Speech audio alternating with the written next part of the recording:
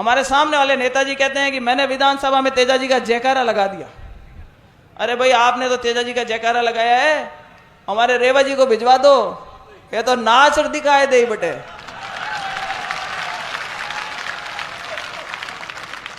अरे कोई आसपास कोई अगर कोई बाजरे के अगर खेत मिल गया तो पूरा बूटा और उपाड़ दे।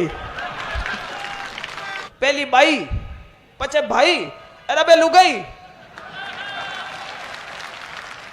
कई बारी चक्कर लगेंगे आप लोगों के बीच में, जना खटका तो भी टाइम सुनाए दे मामा, पण बार कहीं है कि थोड़ी घंटे तो कह दूं, मंच की इजाजत हुए जना बोलूं भाई, बोल दूं पक्की बात। देखो मगर रेवा जी तो क्या सीधे साधे आदमी है, चुनाव लड़े, लाई 2000 वोटों से हार गए, और जिस दिन चुनाव हारे उसी दिन वापस ऐसे लग गए कि बस अब 5 साल तक मैं ऐसे ही दौड़ता रहूंगा। उनको ये उम्मीद नहीं थी कि उपचुनाव हो जाएगा। लोकसभा के चुनाव हुए उसमें भी पूरे टाइम दौड़े, और लोकसभा के चुनाव में भी मामलो थोड़ो करेगो, फिर भी रेवा जी कौन रुकिया, अरे को नतीजो कहीं हुआ मैं ध्यान है।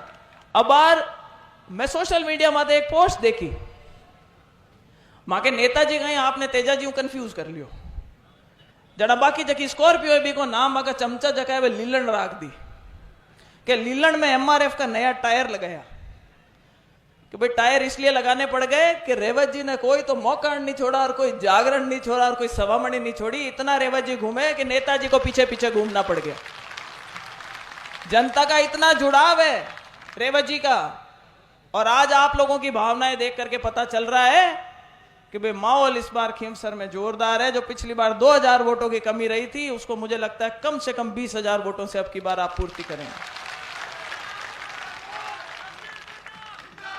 सारे नेता आज आपको यह बताने के लिए आए, देखो वोटों की ताकत तो आपके पास में, हमारे में से किसी के पास समान नहीं है, आधों के तो वोट भी नहीं लगते यहां पे, लेकिन हम सब सिर्फ ये बताने के लिए आए हैं कि एक तरफ ऐसी पार्टी और एक तरफ ऐसे नेता हैं जिन्होंने हर बार खींवसर नामी है, तेजाजी के नाम से नामी है, खरनाल हमारा यहाँ पे लोक देवता का जो मंदिर है वो नामी है, और इन्होंने बहुत नेतागिरी करी इसके नाम पे।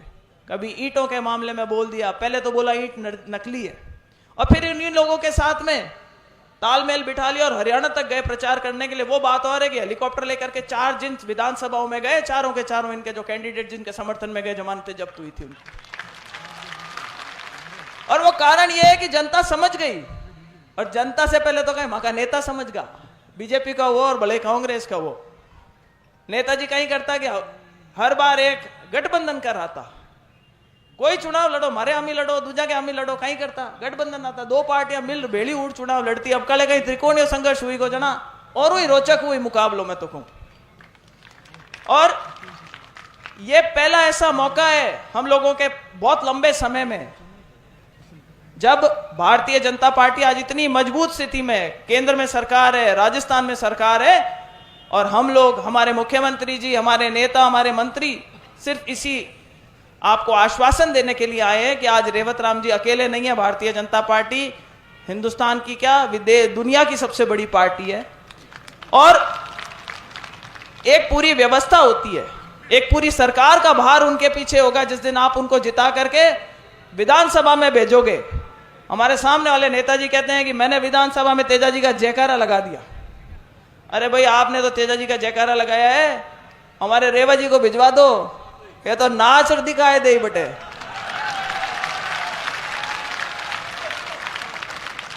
अरे कोई आसपास कोई अगर कोई बाजरे के अगर खेत मिल गया तो पूरा बूटा और उपाड़ दे। तो रेवत जी को जोरदार समर्थन दो, आप जिताओ।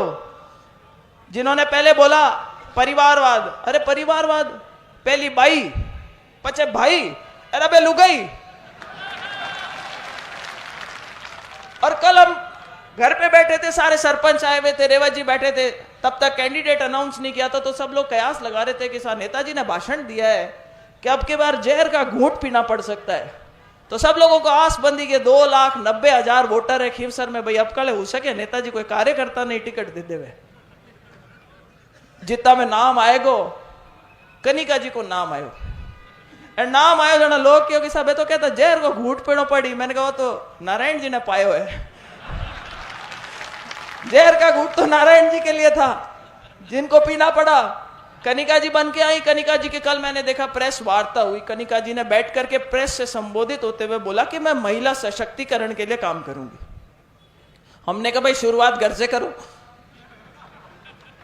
पहले हमारे नेताजी किसी को तो बख्शा नहीं महिलाओं से बात करने का, चाहे वसुंधरा राजे जी हो, चाहे स्वर्गीय किरण महेश्वरी जी हो, चाहे दिव्या मदेरना हो और चाहे ज्योति मिर्धा। हम तो खैर रोज ही सुनते हैं।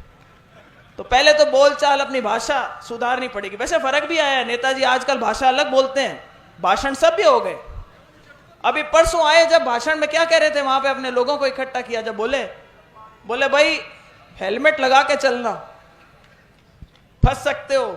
गाड़ियों के बोले काले शीशे मत करना और कागज पूरे लेकर के चलना, ये बीजेपी की सरकार है, कुछ भी कर सकती है तुम्हारा। लोग भी असमंजस में बोले यही नेताजी कल को तो कहते करते डरो मत, मैं फोन करूंगा और छूट जाओगे। उन्हीं नेताजी की आज भाषा बदल गई, क्योंकि जो सरकारें हैं वो उनकी रीति नीति समझ गई और जनता उनकी रीति नीति समझ गई। आज परिस्थितियां बिल्कुल अलग है ग्राउंड पे। खींवसर के लोग चाहते हैं कि हमारा विकास हो, हमारा काम हो, अगर हम कहीं जाएं तो कोई हमारी सुनवाई हो। उनको आज भी बरगला रहे हैं। भाषण में क्या बोले कि 13 तक तो वोट पड़ेंगे, दबके रहो थोड़े से, 15 तारीख को कलेक्टर की और एसपी की कुर्सी में वापस अपन ही बैठेंगे। भाई कैसे बैठोगे, राज तो इनका है। खींवसर की एक सीट से राज थोड़ी पलट जाएगा। सत्ता पर पलट रही है क्या? सत्ता तो बनी हुई है और राज यही रहेगा 4.25 साल तक। काम अपने को यहीं से निकालने हैं। और एक और आरोप लगाएंगे कि हमारे रेवत डांगा जी को जातिवाद के रूप में बांटना चाहेंगे।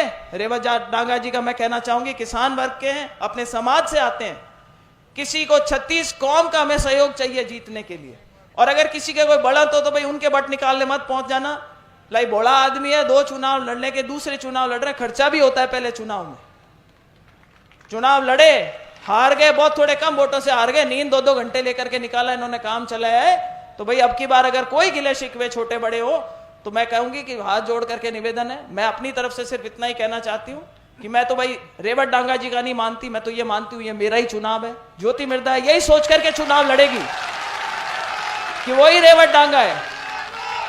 और हर एक संभव प्रयास करेंगे कि सब लोग साथ मिलकर के, हमारे नेता साथ मिलकर के, हमारी जनता साथ मिलकर के रेवत डांगा जी को एक जोरदार यहां से जीत दिला करके भेजे, जब तो बात भी बने। और मुख्यमंत्री जी भी, मैं आपका भी धन्यवाद करना चाहूंगी। मेरे नामांकन में आप आए थे। हमारे पूरे राजस्थान की एक सबसे ज्वलंत समस्या थी जो आपने किसी ने सामने नहीं रखी थी। मैंने बोला भाटों की ट्रॉलियों से परेशान हो रहे हैं, आपने इशारे में बोला और आज तक कोई परेशान नहीं हो रहा। ये राज के पड़के होते हैं, ये राज की ताकत होती है। आज अगर हम कहें, आज हम बोले कि हमारे किसान भाइयों के जो मुआवजा मिलवाना है वो, उसके लिए मैं मुख्यमंत्री जी से निवेदन करूंगी कि आप प्रयास करें कि वो जल्दी मिले। यही वो नेताजी है जिन्होंने रेवत डांगा जी दुखी हो गए थे, पंचायत समिति के प्रधान थे, इनकी पार्टी के नेता थे और अपने सरपंचों का, बड़े नेताओं को कह के पेमेंट रुकवाया था। कुछ पेमेंट अभी भी बाकी है। मैं मुख्यमंत्री जी से निवेदन करूंगी कि उन सरपंचों का इन पंचायत समितियों के अंदर 2-2 साल से पेमेंट अटके हुए, उसको भी करवाने का प्रयास करें। और आगे आप लोगों को लंबे भाषण नहीं देकर, क्योंकि और भी नेता बोलना चाहेंगे, मैं आपसे पुनः एक बार हाथ जोड़ करके निवेदन करती हूं कि भाई अपना चुनाव मान करके लड़ो। ऐसा मौका बाद में नहीं आएगा। बकरी अब के फाटे में आई हुई है, जहर का घूंट पी के बैठी हुई है, पीछे रहना मत। रंग बदलने वाले गिरगाटों को सब पहचान चुके हैं, जनता भी पहचान चुकी, पार्टियां भी पहचान चुकी। तो लगे रहो, 13 तारीख तक बिल्कुल मुस्तैदी के साथ लगो। 23 तारीख को ईश्वर ने चाहा तो परिणाम अपने पक्ष में आएगा। इन्हीं शब्दों के साथ आप इस वक्त यहाँ पर पधारे, रेवत जी के समर्थन में पधारे, हमारी बात सुनी, उसके लिए बहुत बहुत आभार, बहुत बहुत धन्यवाद। राम राम।